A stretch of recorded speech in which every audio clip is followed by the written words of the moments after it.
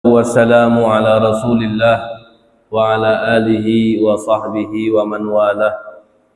رب اشرح لي صدري ويسر لي أمري واحلل عقدة من لساني يفقه قولي وسدد لساني واهدي به قلبي بجاه النبي والآل. اللهم علمنا ما ينفعنا وانفعنا بما علمتنا وارزقنا علما وعملا وفقها في الدين آمين يا رب العالمين. Alhamdulillah, hadirin yang dimuliakan juga dirahmati oleh Allah Subhanahu wa ta'ala.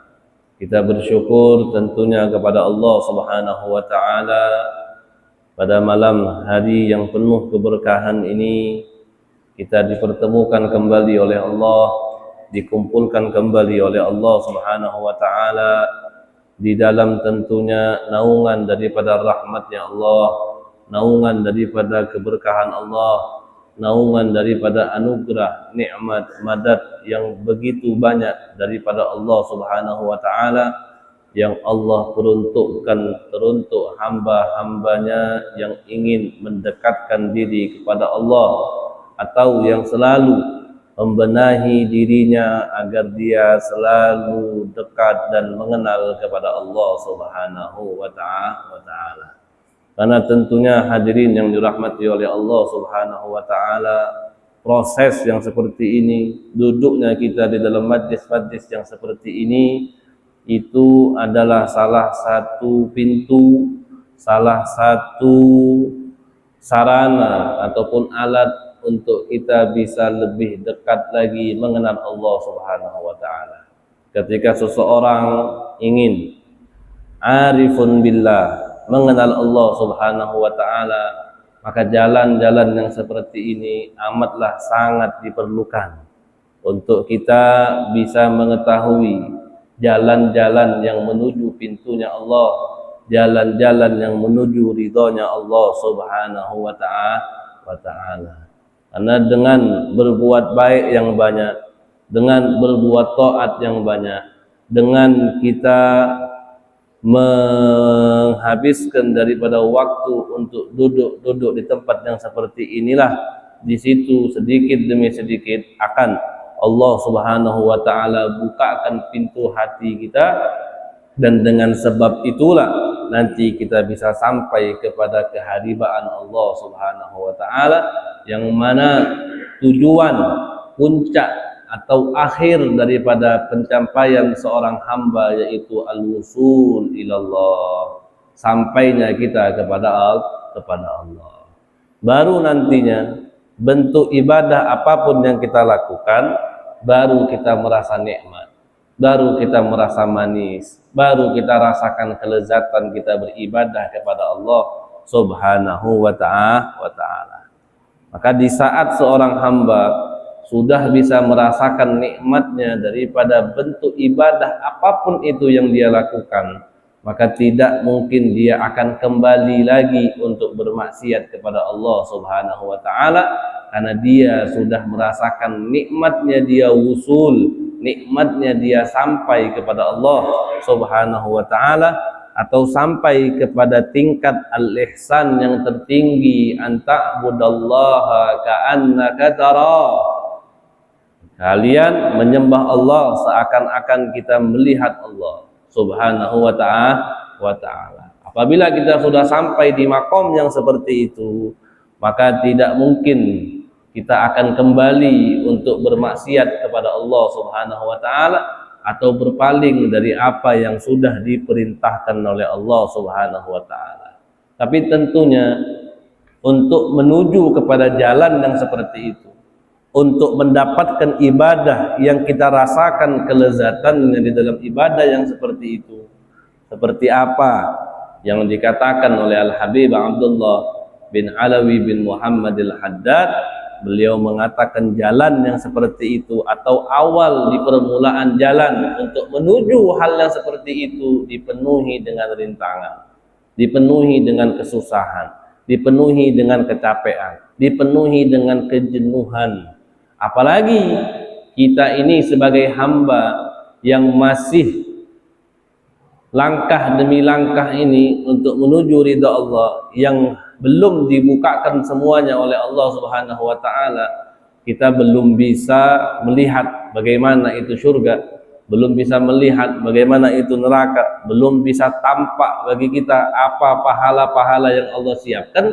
Maka ketika sesuatu itu masih belum terlihat, maka itu adalah salah satu hambatan untuk kita beribadah kepada Allah Subhanahu wa taala. Berbeda kalau ada sesuatu yang memang sudah kita yakini atau faktanya memang sudah nyata, maka untuk kita mengeluarkan apapun itu akan kita korbankan. Seperti misalnya kita sekarang ini berkebun, kebun kita sawit misalnya. Yang orang itu ketika dia menanam sawit, dia akan korbankan semua. Dari awal dia mulai nyemai bibitnya, dari dia misalnya beli bibitnya harus yang paling bagus, harus yang terpercaya, harus yang bersertifikat, tanahnya dia rapikan semuanya, dia racunkan semuanya, kemudian dia letakkan bibit itu, dia kasih pupuknya, dia kasih kapurnya, dia kasih jenjangnya, dia pupuk, dia rawat, dia gemuk terus. Kenapa dia seperti itu? Dia rawat, gak apa dia keluar duit sampai 4 tahun dia nunggu. Kenapa? Karena dia udah tahu hasilnya. Hasil daripada apa yang saya tanam ini, dari sawit ini bakal bagus ini, bakal bisa menunjang kehidupan saya, bakal bisa menunjang kehidupan keluarga-keluarga saya. Kita udah tahu, kita mau korbankan. Sekarang jalan yang mau kita tuju ini kita tidak tahu.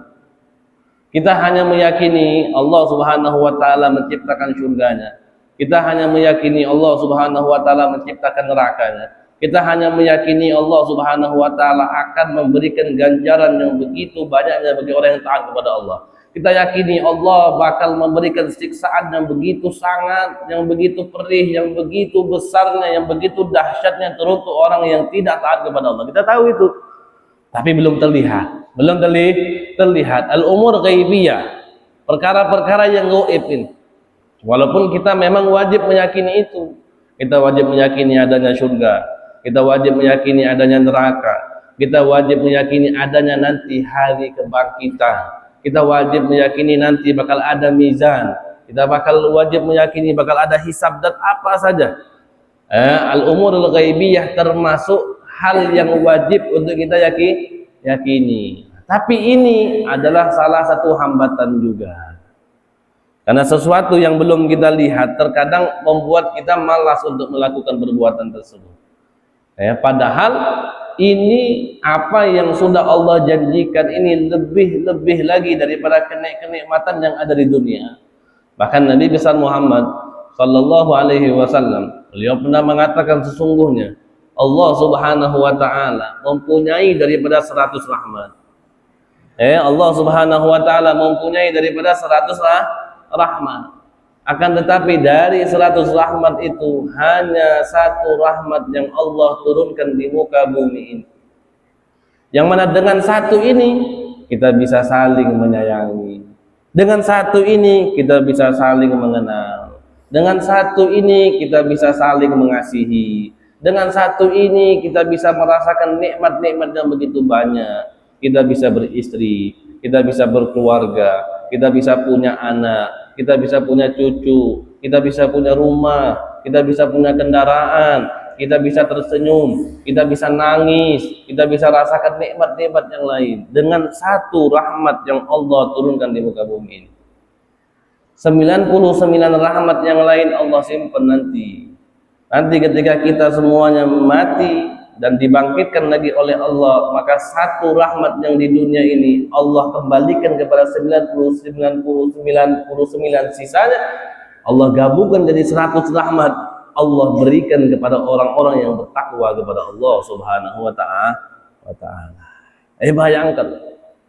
Jadi wusul ila Rabbil Izzah, sampainya hati ini kepada Allah, itu adalah kenikmatan tertinggi dari 1 rahmat yang Allah turunkan.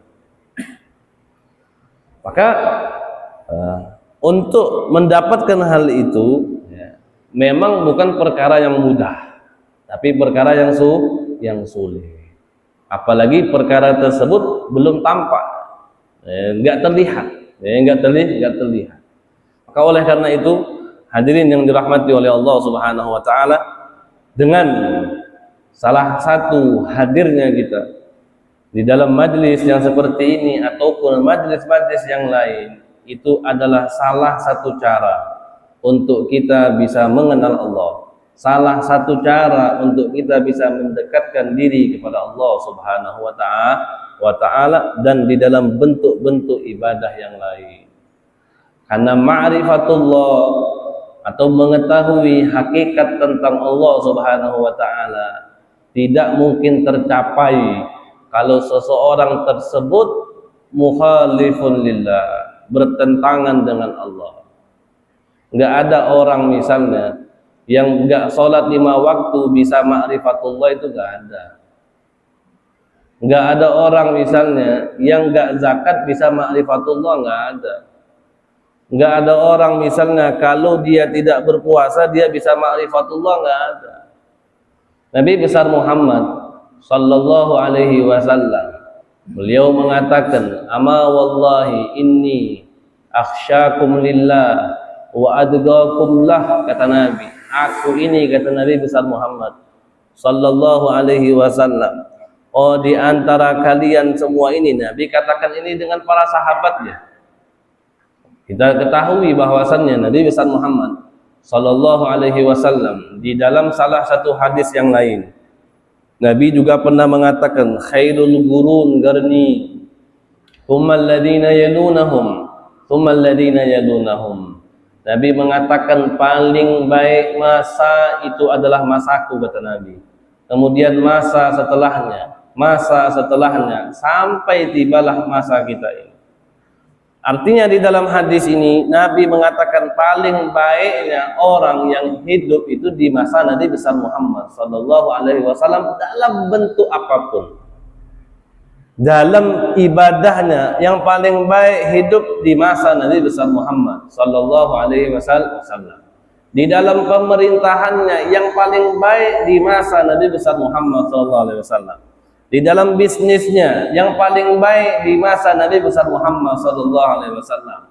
Di dalam penegakan hukum syariatnya yang paling baik di masa Nabi besar Muhammad sallallahu alaihi wasallam. Kemudian setelahnya, kata Nabi, masa sahabat. Kemudian setelahnya lagi masa tabi'in, masa tabi'in, sampai akhirnya di masa kita ini. Maka tentunya di masa kita yang sekarang ini, dari tingkat baiknya atau paling unggul zamannya itu kita paling bawah. Kita paling bawah.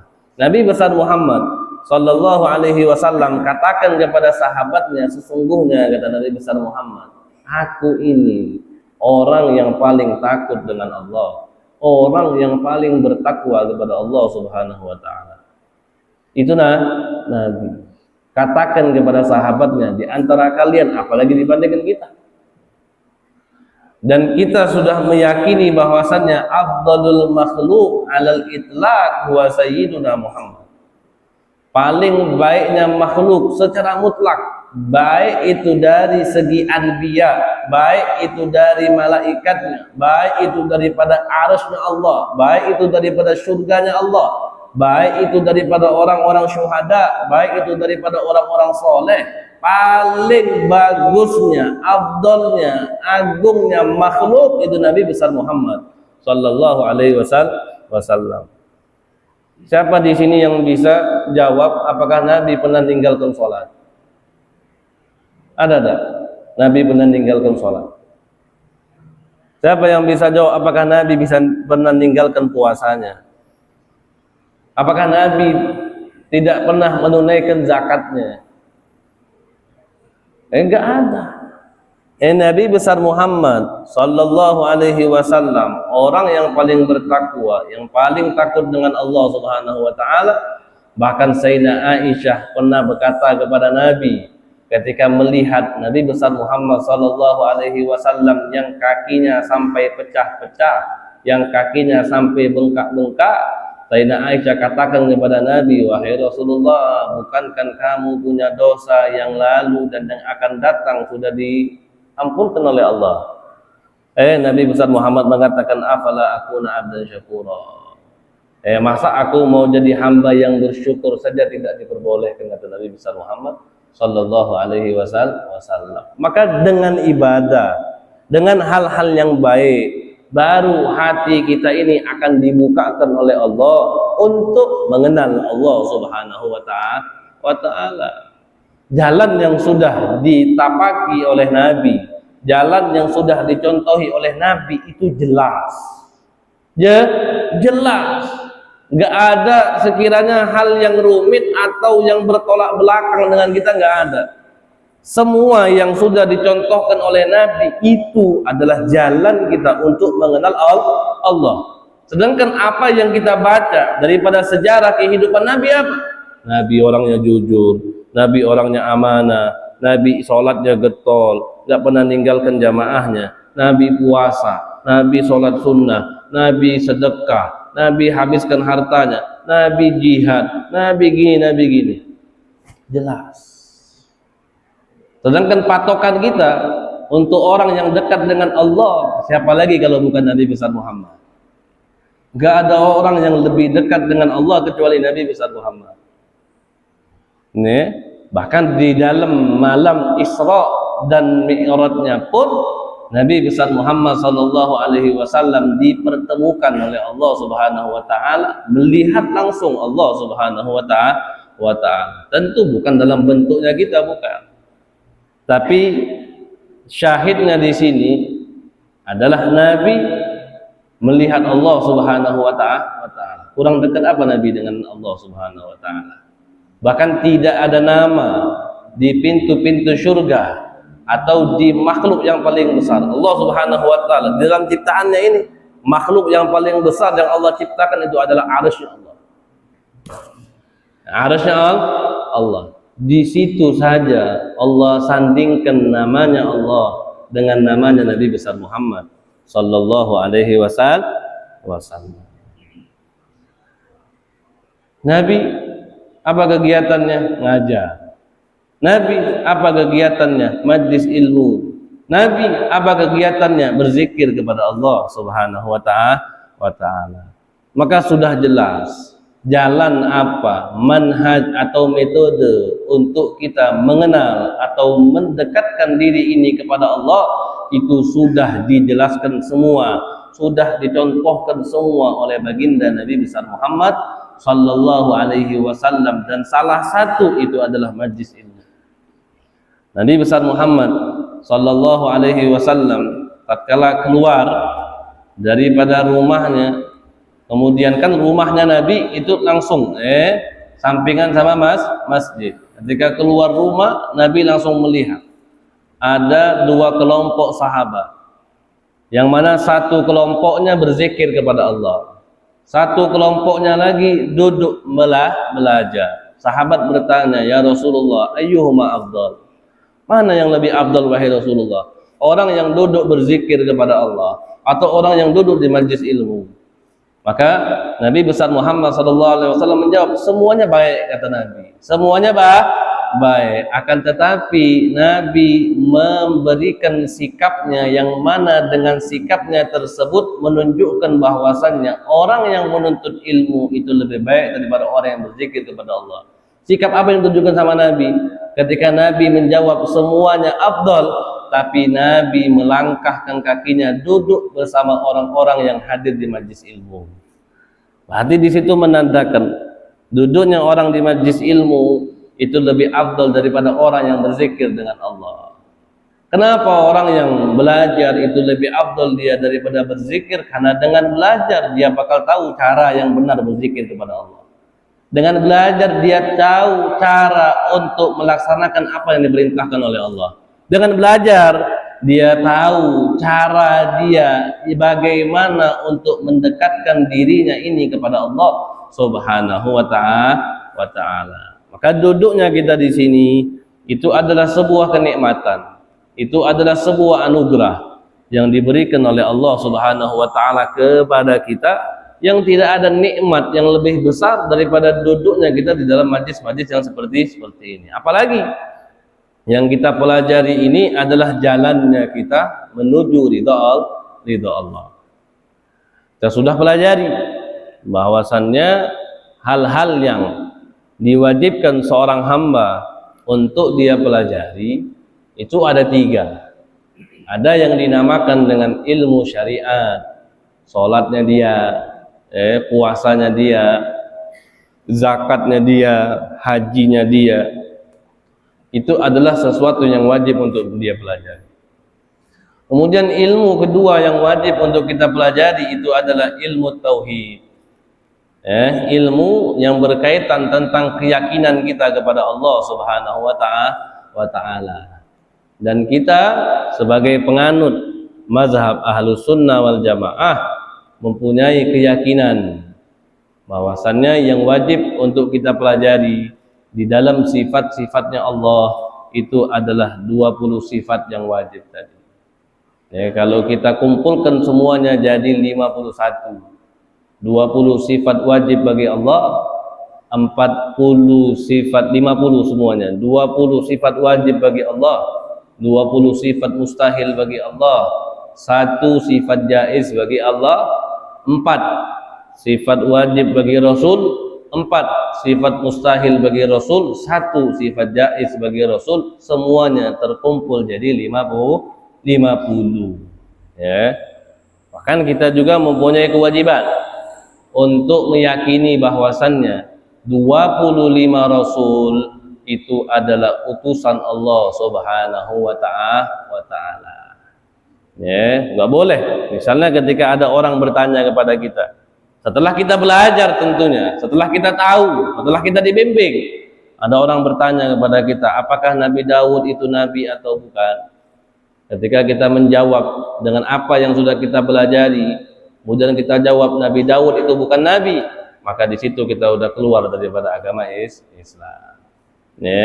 Berbeda dengan orang yang tidak tahu. Berbeda dengan orang yang tidak tahu. Hukum itu terikat juga dengan sampainya dakwah Islam atau tidak.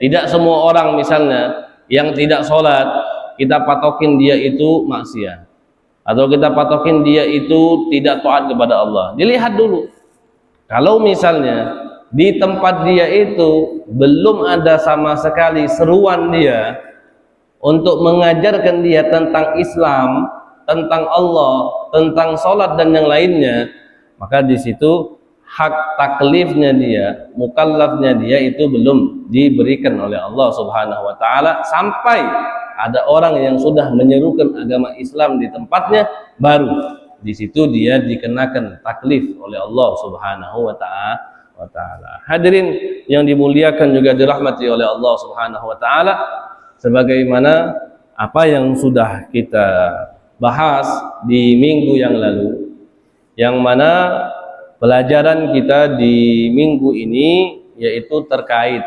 tentang permasalahan al-khawatir, gerak-gerik hati, gerak-gerik hati. Yang mana sudah kita bahas kemarin bahwasannya di dalam hati kita ini Allah Subhanahu wa ta'ala letakkan kepada diri kita ini malaikat ada, syaitan juga ada, hawa nafsu juga ada.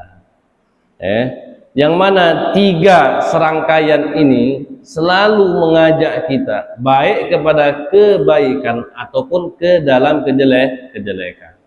Ada syaitan yang selalu menyuruh kita kepada kejelekan, ada hawa nafsu juga yang selalu menyuruh kita untuk melakukan kejelekan, ada juga malaikat yang selalu mengajak kita kepada kebaikan.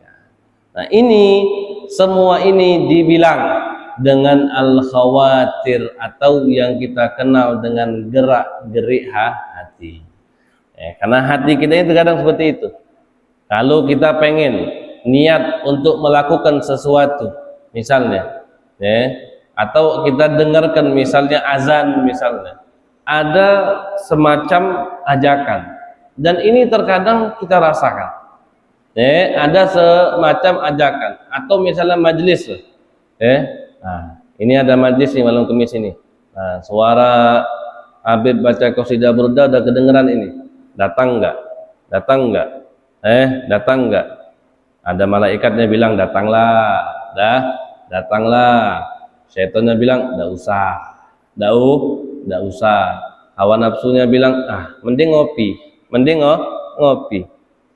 Duduk majlis sejam lama, masem mana? Mending ngopi. Nah itu. Nah, 3 serangkaian ini selalu bertolak belakang. Selalu bergesekan, selalu bermusuh-musuhan. Ada yang ngajak ke sini, ada yang ngajak ke sini, ada yang ngajak ke sini. Nah, ini yang malam ini nanti akan kita pelajari. Gerak-gerik hati. Hadirin yang dirahmati dan dimuliakan oleh Allah Subhanahu wa taala. Setelah kita bahas kemarin tentang syahwat, bahwasannya Allah Subhanahu wa taala meletakkan di dalam diri kita ini itu semacam tabiah. Jadi Allah rakit juga di dalam diri kita ini, Allah rakit. Allah taruh yang namanya tabiah. Tabiah itu watak, watak.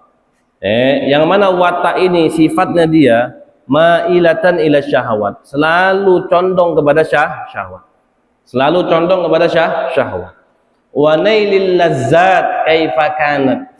Dan watak ini selalu condong bagaimana caranya dia mendapatkan kelezatan yang ada di dunia ini.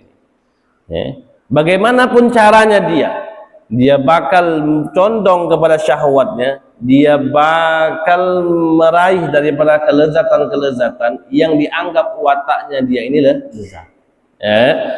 Min husnin au qubhin, baik itu dari kebaikan ataupun kejelekan. Nah, watak ini yang condong kepada syahwat ini dinamakan dengan hawan nafsu. Hawan nafsu ini as-sarifa ilal afat, yang selalu mengajak orang atau menyeret orang ke dalam hal-hal yang jelek atau membuat dia celaka. Nah, Al-Habib Abdullah bin Alawi Al-Haddad di dalam kitabnya Adab Sulukil Murid, beliau mengatakan, kata beliau, wa'lam anna nafsa takunu fi awwalil amri ammaratan ta'muru bisyarri wa tanha 'anil khair. Beliau mengatakan, ketahuilah bahwasannya nafsu di permulaan perkaranya itu takunu ammaratan. Ammaratan itu apa? Ta'muru bisyarri wa tanha 'anil khair.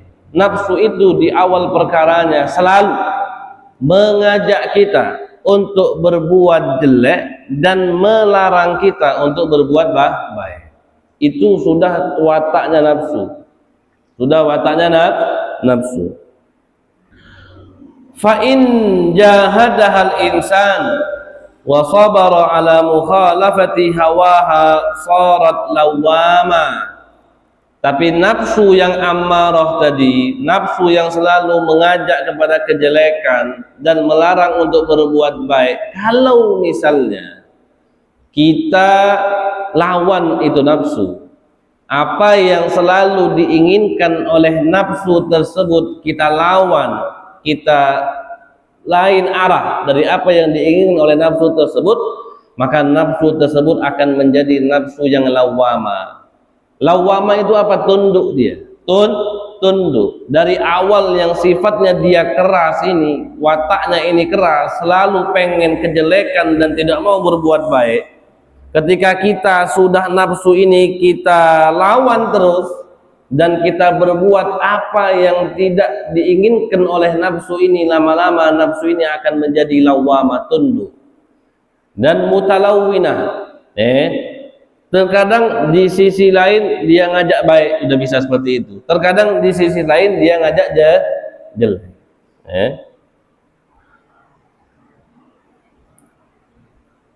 Fahiya marratan hakada wa marratan hakada. Fa in rafada biha wa sara biha yaquduha bi adimmatir gharbah fima indallah sarat mutmainnah ta'muru bil khair wa tastalidduhu wa ta'nasu bihi wa tanha 'anil syarr wa tanfiru anhu wa tafirru min. Jadi nafsu di awal perkaranya itu adalah ammarah, selalu ngajak jelek, selalu melarang kebaikan. Akan tetapi ketika kita lawan itu nafsu, maka dia menjadi lawamah, tunduk dia, tapi belum tunduk sangat. Masih dia bisa jadi baik, bisa juga jadi jelek. Sampai kapan dia bisa jadi mutmainnah nafsu tersebut? Sampai kalau misalnya kita lawan terus itu nafsu dan kita bimbing itu nafsu kepada apa yang diinginkan oleh Allah Subhanahu wa taala, sampailah nafsu tersebut menjadi nafsu yang mutmainnah. Ketika nafsu itu menjadi nafsu yang mutmainnah, maka tidaklah dia menyuruh kita atau apa yang dia inginkan kecuali kebaikan, tidak ada kejelekan yang dia inginkan. Dan seseorang yang sudah mempunyai nafsu yang mutmainnah, maka dia akan merasa kelezatan-kelezatan di dalam bentuk kedekatan diri dia kepada Allah Subhanahu wa taala. Enggak nyuruh jelek lagi dia, enggak nyuruh jelek lagi, udah jadi baik. Jadi nafsu itu ada 3 tingkatan. Nafsu itu ada 3 tingkatan. Ada nafsu yang ammarah, ada nafsu yang lawamah, ada nafsu yang mutmainnah. Tujuan kita ini majlis belajar untuk kita bisa tahu cara menundukkan nafsu ini sampai kita punya nafsu yang mutmainnah. Enggak ada istilahnya kita itu berbuat baik mikir lagi, itu enggak ada, saudara. Ketika udah ada panggilan yang baik, nggak perlu mikir lagi. Nafsu yang mutmainnah pasti nyuruh yang baik, pasti nyuruh yang baik. Nah, makanya di dalam gerak-gerik hati ini itu perlu kita ketahui, Kenapa perlu kita ketahui? Karena kita ini orang yang masih kurang sama sekali pendekatan diri ini kepada Allah. Karena kurangnya diri ini mendekatkan diri kepada Allah Subhanahu wa taala, maka kurangnya kita untuk bisa membedakan mana gerak-gerik hati yang baik ataupun tidak. Kalau orang sudah arifun billah, dia dekat dengan Allah, dan tujuan dia hidup bukan mencari kelezatan duniawi, akan tetapi mencari ridho ilahi, maka enggak perlu lagi dia tahu cara membedakan gerak-gerik hati ini, enggak perlu, karena dia udah tahu mana gerak-gerik hati yang baik, mana gerak-gerik hati yang tidak baik. Tapi karena tadi kurangnya kita pengetahuan kepada Allah Subhanahu wa taala, maka kita perlu mengetahui. Disebutkan di sini di dalam kitab Sirajut Talibin, syarah daripada Minhajul Abidin, disebutkan, kata beliau, tanbih wa sababu ishtibahul khawatir arba'atu asya la khamisalaha.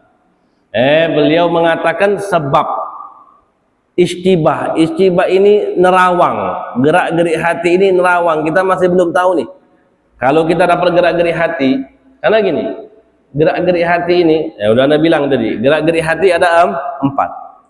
Gerak-gerik hati ada 4. Ada gerak-gerik hati yang datangnya dari Allah. Gerak-gerik hati yang datangnya dari Allah itu ada 2 macam. Bisa baik, bisa jelek. Tapi baik itu tujuannya untuk memuliakan kita, jelek itu tujuannya untuk menguji hambanya Allah Subhanahu wa ta'ala. Walaupun kelihatannya jelek, tapi tujuannya untuk menguji. Kalau kita lulus, kita diangkat derajatnya oleh Allah Subhanahu wa ta'ala. Itu yang pertama. Yang kedua, ada gerak-gerik hati yang datangnya dari hawa nafsu. Gerak-gerik hati yang datangnya dari hawa nafsu ini, dia selalu nyuruh kita untuk berbuat jahat. Bagaimanapun caranya itu, dia selalu nyuruh kita untuk berbuat jahat. Atau mungkin saja dia nyuruh kita untuk berbuat baik, tapi tujuannya dia itu menipu. Tujuan dia menipu. Sama seperti syaitan. Ini sama. hawa nafsu, gerak-gerik hati yang datangnya dari hawa nafsu atau yang datangnya dari syaitan ini nggak beda jauh. Karena tadi terkadang syaitan itu nyuruh kita buat baik. Terkadang syaitan nyuruh kita buat baik. Ngaji lah inti ngaji. Kalau perlu ente pakai mic ngajinya biar orang dengar. Apa tujuan dia nyuruh ente ngaji? Biar ente pamer. Biar ente pamer. Pahala yang kita dapatkan dari ngaji sama dosa yang kita dapatkan dari pamernya kita itu enggak sebanding. Enggak sebanding. Tipu daya dia. Dia nyuruh kita berbuat baik agar kita bisa dapat dosa yang perbuatan baik ini tidak bisa menambal dosa yang kita dapat. Jadi gerak-gerik hati dari Allah, gerak-gerik hati dari hawa nafsu sama syaitan yang terkadang yang pastinya nyuruhnya jelek, tapi terkadang baik, tapi tujuannya itu jelek. Yang keempat, gerak-gerik hati dari malaikat. Gerak-gerik hati dari malaikat ini pasti baik. Pasti baik. Enggak ada istilahnya jelek sama sekali, enggak ada. Gerak-gerik hati dari malaikat pasti baik. Jadi apa? Ada 4 gerak-gerik hati ini. Gerak-gerik hati permulaan datangnya dari Allah, gerak-gerik hati dari syaitan, gerak-gerik hati dari hawa nafsu, gerak-gerik hati dari malaikat. Nah, ini 4 ini terkadang kita masih samar bagi kita. Pengen mengetahui atau kita masih belum tahu betul gerak-gerik hati yang timbul di hati kita ini datangnya itu dari Allah atau datangnya dari hawa nafsu atau datangnya dari syaitan atau itu datangnya dari malaikat. Nah, kurangnya pengetahuan kita tentang permasalahan gerak-gerik hati ini dikatakan sebabnya apa? Dhaful yakin. Keyakinan kita yang lemah. Keyakinan kita yang lemah. Au qillatil ilm bi ma'rifati sifatin nafsi wa akhlaqiha. Atau kurangnya, sedikitnya ilmu tentang pengetahuannya kita tentang sifat-sifat nafsu wa akhlaqiha dan akhlak-akhlaknya. Kurang kita sifat-sifat yang ada di dalam jiwa kita ini dan akhlak-akhlaknya itu kita kurang tahu. Au mutaba'atun nafs, atau juga bisa disebabkan karena kita mengikuti daripada hawa nafsu, banyak yang kita ikuti. Hawa nafsu kita pengen apa? Pengen makan ini kita ikutin. Pengen pergi ke sini kita ikutin. Pengen muket kita ikutin. Pengen apa lagi? Yang biasa kita lakuin ini. Mancing kita ikutin. Semua apa yang hawa nafsu pengen, walaupun itu perkara yang mubah, tapi kalau hawa nafsu kita selalu kasih, akhirnya dia tadi nggak mau lepas lagi, kita selalu ikut sama dia. Al-Habib Umar Al-Muhdar itu beliau katakan, aku ini nggak makan kurma 5 tahun, nggak makan kurma 5 tahun. Padahal kurma itu adalah makanan kesukaanku. Kenapa dia nggak makan kurma 5 tahun? Karena nafsu dia memang pengennya kurma. Dia didik, dia punya hawa nafsu dia nggak ikutin apa yang dia hawa nafsu dia katakan. Maka dia nggak makan kurma, puasa makan kurma 5 tahun. Puasa makan kurma 5 tahun. Padahal orang-orang yang hidupnya di sana itu setiap hari makanannya kurma. Nah, tidak jarang kalau kita sering baca sejarah-sejarah orang-orang dulu menuntut ilmu, mereka pasti katakan, kami ini di dalam menuntut ilmu sehari kami hanya makan 3 kurma sama 1 gelas air. Makanan mereka itu satu hari cuma 3 butir kurma sama 1 gelas air. Makanannya mereka. Enggak makan nasi, enggak makan apa. Makanya kita jangan heran kalau ada orang dulu misalnya sholat subuh dengan wudhu isya. Sholat subuh dengan wudhu isya. Berarti dia isya, misalnya isya jam berapa sekarang? Jam 7 seperempat. Taruhlah jam 7:30 dia wudhu, dia sholat isya. Sholat subuhnya dengan wudhunya sholat isya. Kita nggak usah bayangin tidurnya dulu. Ini orang nggak ke kamar mandi pasti. dia nggak bakal buang air kecil, ya karena yang membatalkan wudu apa? Salah satunya al-kharij min ahadi sabilain, yang keluar dari salah satu dua lubang ini, lubang kencing ataupun lubang dubur. Apapun yang keluar itu membatalkan wudu. Berarti mereka ini enggak kencing, mereka ini enggak buang hajat besar, dan maaf mereka enggak buang angin berarti. Mereka enggak buang angin. Nah, orang itu kalau dia kencing atau kalau dia buang hajat, berarti itu menandakan dia banyak minumnya. Kalau dia sering masuk kamar mandi, berarti menandakan dia banyak makannya.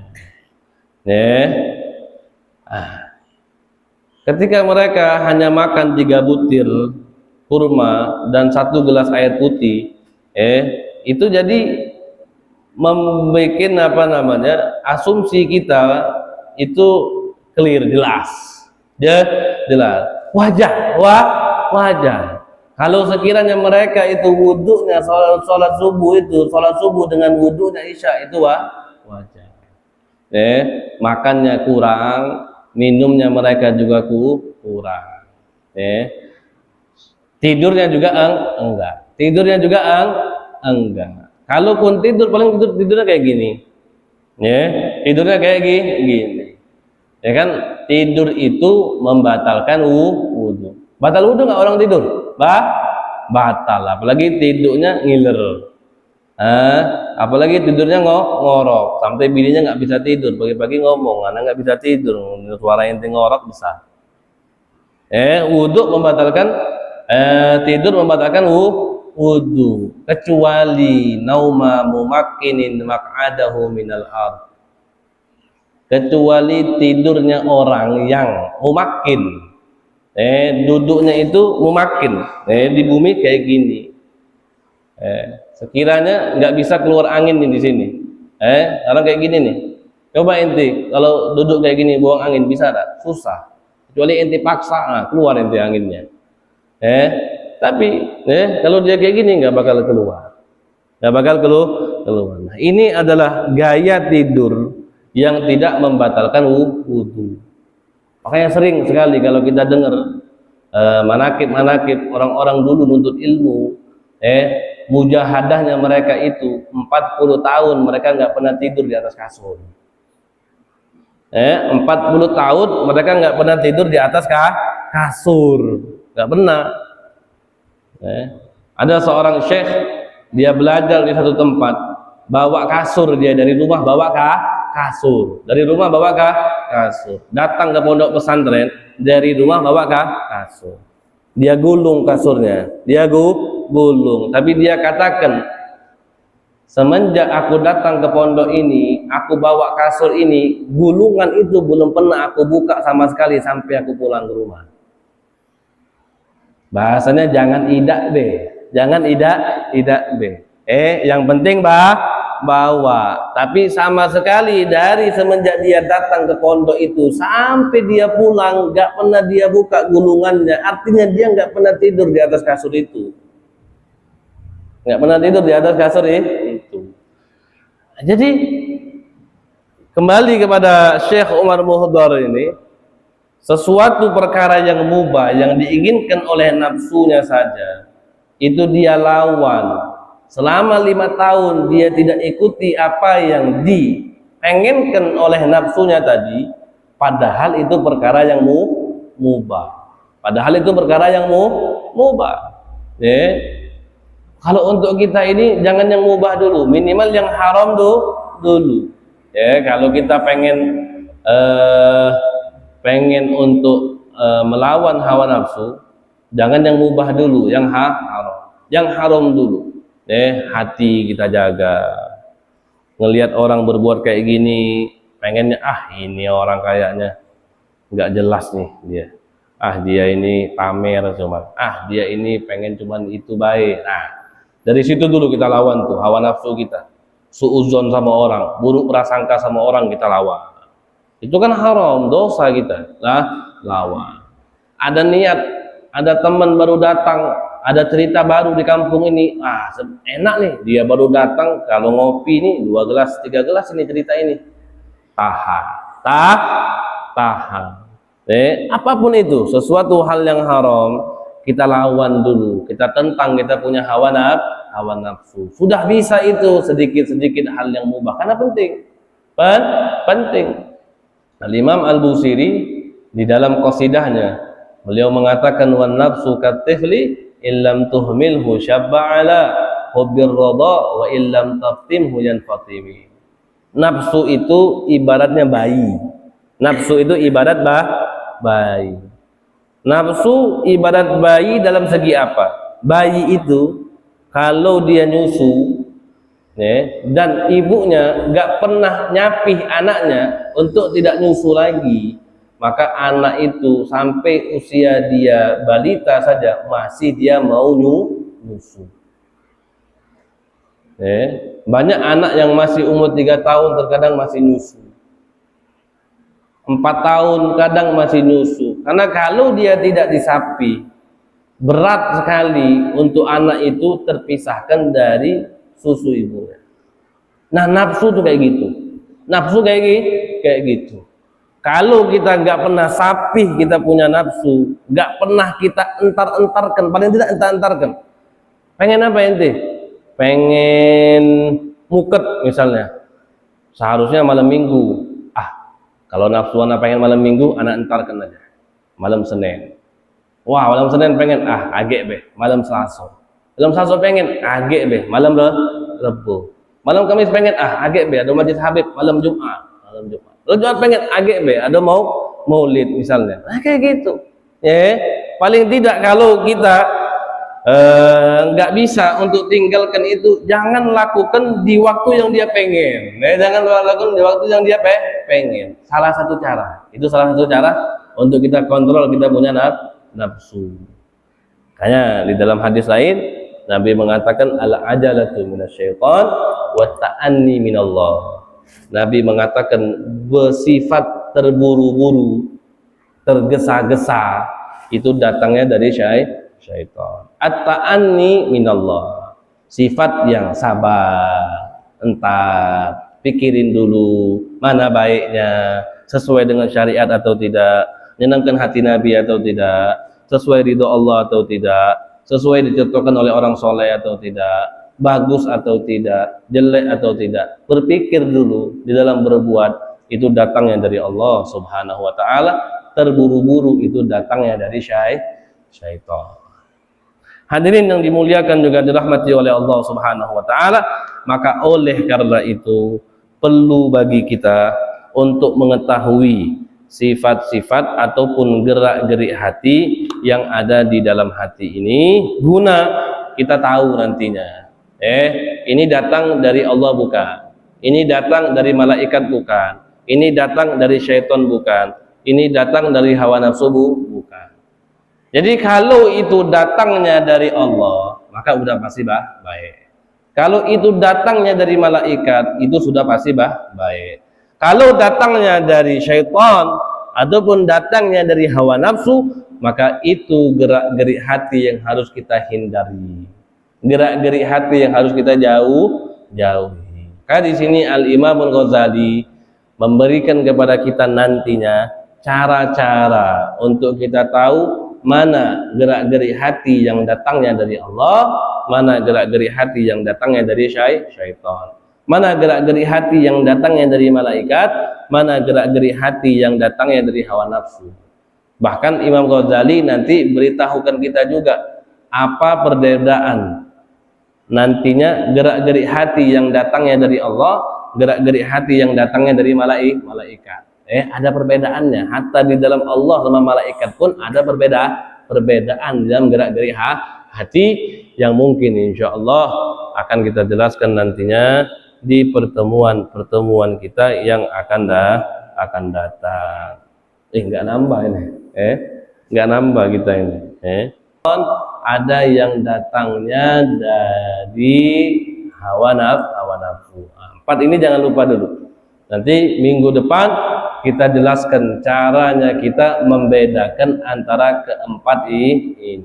Yang mana insya Allah dengan kita mengetahui gerak-gerik hati ini, jalan yang kita tuju nanti semakin mantap, semakin matang, dan semakin yakin kita untuk bertekad di dalam jalan tersebut. Semoga kita semua dirahmati oleh Allah Subhanahu wa taala, diberikan keberkahan oleh Allah Subhanahu wa taala, diberikan panjang umur oleh Allah Subhanahu wa taala, diberikan kesehatan selalu oleh Allah Subhanahu wa taala, dan selalu dinaungi nikmat dan rahmatnya Allah Subhanahu wa taala. Amin ya rabbal alamin. Sebelum kita tutup ini majlis, kalau sekiranya ada yang mau bertanya, kita persilahkan.